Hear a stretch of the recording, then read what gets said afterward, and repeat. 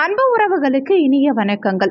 இன்றைய பதிவுல சிம்மராசி அன்பர்களுக்கு வரக்கூடிய இந்த தமிழ் புத்தாண்டு எப்படி இருக்குங்கிறத கிரகநிலை சஞ்சாரங்களின்படி தெளிவாகவும் விரிவாகவும் பார்க்க போறோம். கொஞ்சம் கூட வீடியோவை ஸ்கிப் பண்ணாம முடிஞ்ச வரைக்கும் முழுமையா பார்க்க முயற்சி செய்யுங்க. வாங்க வீடியோக்குள்ள போலாம். சிம்மராசியை பொறுத்த வரைக்கும் மகம் 1, 2, 3, 4 பாதங்கள், பூரம் 1, 2, 3, 4 பாதங்கள், உத்திரம் 1ஆம் பாதத்தை உள்ளடக்கியது சிம்மராசி. சிம்மராசிக்கு அதிபதி சூரிய பகவான். வீடியோல சொல்லக்கூடிய பலன்கள் ஆண் பெண் இருப்பாளருக்கும் பொருந்தக்கூடிய பலன்கள். சிம்மராசி அன்பர்களுக்கு இதனால் வரைக்கும் பட்ட கஷ்டங்கள் அனைத்தையும் தூக்கி எறிந்து மகிழ்ச்சியை மட்டுமே, சந்தோஷத்தை மட்டுமே அனுபவிக்கக்கூடிய ஒரு அற்புதமான காலகட்டமா இந்த தமிழ் புத்தாண்டு இருக்க போகுது. அஷ்டமஸ்தானத்துக்கு சனி போறதுனால ஏமாற்றத்தை கொடுப்பார், பிரச்சனைகளை கொடுப்பார், துன்பங்களை மட்டுமே கொடுக்க போறார், துயரங்களை மட்டுமே கொடுக்க போறார் அப்படின்னு நிறைய பேர் சொல்லி மனசு உடைஞ்சு போயிருக்கீங்க. நிறைய பேர் வாழறதே வேஸ்ட்ங்கிற அளவுக்கு மன விரக்தியில இருப்பீங்க. உண்மையாவே சிம்மராசி அன்பர்கள் சிரமம் இல்லாம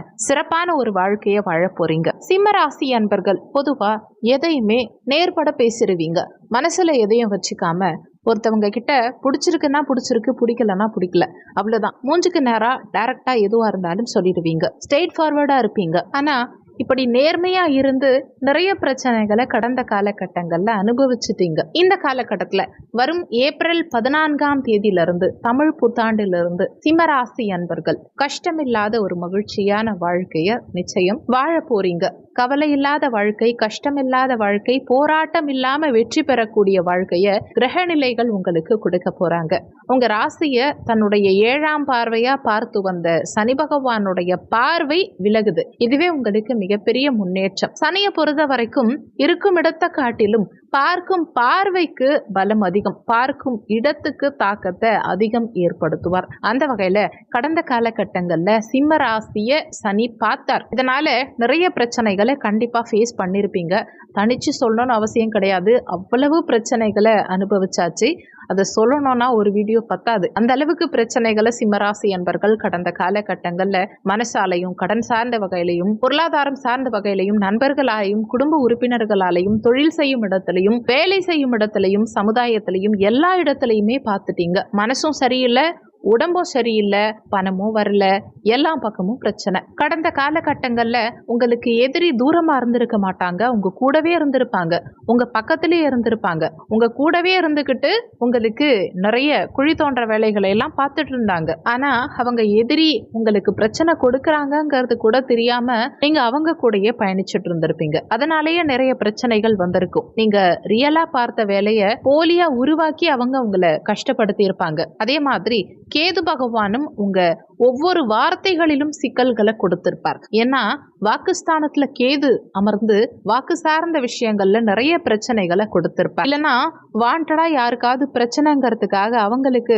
சொல்யூஷன் கொடுக்கறேன், அவங்களுக்கு ஹெல்ப் பண்றேன்னு சொல்லி நீங்க போய் பிரச்சனையில மாட்டிக்கிட்டு இருந்திருப்பீங்க. நிறைய இடங்கள்ல பணத்தை கொடுத்து லாக் ஆயிருப்பீங்க. மற்றவங்களுக்காக பாவம் பார்த்து, மற்றவங்களுக்காக பரிதாபப்பட்டு உங்க பணத்தை எடுத்து கொடுத்தோ அல்லது மற்றவங்க கிட்ட பணம் வாங்கி கடனா கொடுத்தோ நீங்க போய் லாக் ஆகி இருப்பீங்க. அந்த நிலை இப்ப மாறும். நீங்க லாக் ஆன நிலை மாறும். இந்த தமிழ் புத்தாண்டு முதல் உங்க பொருளாதார விஷயங்கள்ல, உங்க குடும்ப ஒற்றுமை சார்ந்த விஷயங்கள்ல, உங்க அடுத்த கட்ட செயல்பாடுகள் சார்ந்த விஷயங்கள்ல இருக்கக்கூடிய லாக் உடைந்து குரு பகவானுடைய முழு ஆசீர்வாதம் மூலமா லாபஸ்தானத்துல வந்தமரும் குரு பகவானால உங்களுக்கு வாழ்க்கையில முன்னேற்றம் இருக்க போகுது. பஞ்சமஸ்தானத்தை குரு பார்க்கிறார். லாபஸ்தானத்துல வந்தமர்ந்து வரக்கூடிய மே 14ஆம் தேதியிலிருந்து பதவி உயர்வை உங்களுக்கு கொடுப்பார்.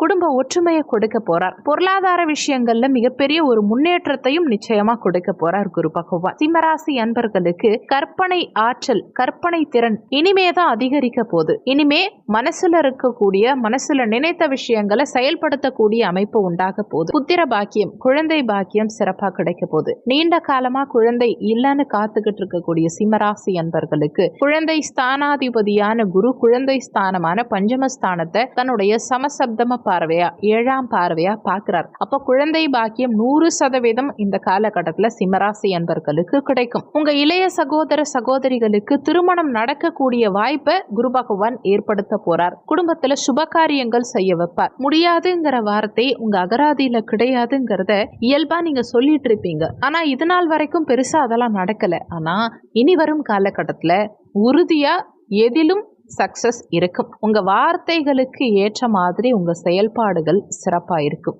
நல்ல முன்னேற்றம் நிச்சயம் இருக்கும். கணவன் மனைவி ஒற்றுமை மிக சிறப்பா இருக்கும். என்னதான் ராகு களத்திரஸ்தானத்துல 7ஆம் பாவகத்துல அமர்ந்தாலுமே இந்த 7ஆம் இடத்தை குரு பார்க்க போறார். வரும் மே 14ஆம் தேதியிலிருந்து 7ஆம் இடத்தை தன்னுடைய பாக்கிய பார்வையா குரு பார்க்கும் காரணத்தினால இங்க இருக்கும் ராகு சுபத்துவம் அடைஞ்சிருவார். குருவுடைய பார்வை களத்திரஸ்தானத்துக்கு கிடைக்கும் போது கணவன் மனைவிக்குள்ள இருந்த மனஸ்தாபங்கள் நீங்கி கணவன் மனைவிக்குள்ள அன்பு அதிகரிக்கும். காதல் திருமணம் ஒரு சிலர் செய்வீங்க.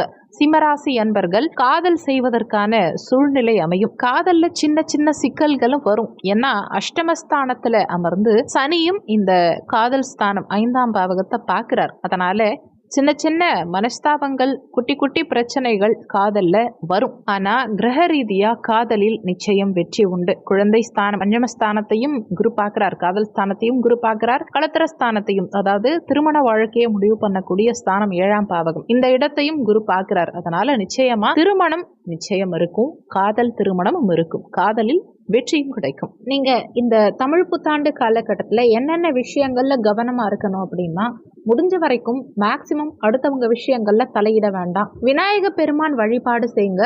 இந்த தமிழ் புத்தாண்டு முடியும் வரைக்குமே விநாயக பெருமான் வழிபாடு நிறைய பண்ணுங்க.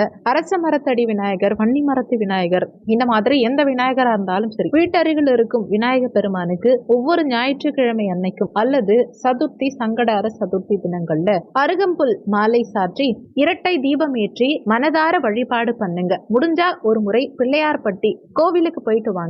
இதையெல்லாம் கரெக்டா நீங்க ஃபாலோ பண்ணீங்கன்னா சிம்மராசி என்பர்களுக்கு சிரமம் இல்லாத வாழ்க்கை, கஷ்டம் இல்லாத வாழ்க்கை, கவலை இல்லாத வாழ்க்கை, இன்பமான வாழ்க்கைய கிரக நிலைகள் நிச்சயம் கொடுக்கும். வீடியோல சொல்லப்பட்டிருக்க பலன்கள் கோச்சார பலன்கள். கோச்சார பலன்கள் யாரா இருந்தாலுமே வெறும் 20% அளவுக்கு தான் ஒர்க் பண்ணும். மீதி 80% உங்க சுயஜாதகப்படி தான் வாழ்க்கையில எல்லாமே நடக்கும். இந்த புத்தாண்டு உங்களுக்கு தித்திக்கும் மகிழ்ச்சியான புத்தாண்டா அமைய இறைவன் அருள் புரிய நானும் இறைவனை பிரார்த்தனை பண்றேன். நீங்களும் பிரார்த்தனை பண்ணிக்கோங்க. இந்த வீடியோல உங்களுக்கு ஏதாவது சந்தேகம் இருந்தா கீழே இருக்க கமெண்ட் செக்ஷன்ல சொல்லுங்க. நன்றி.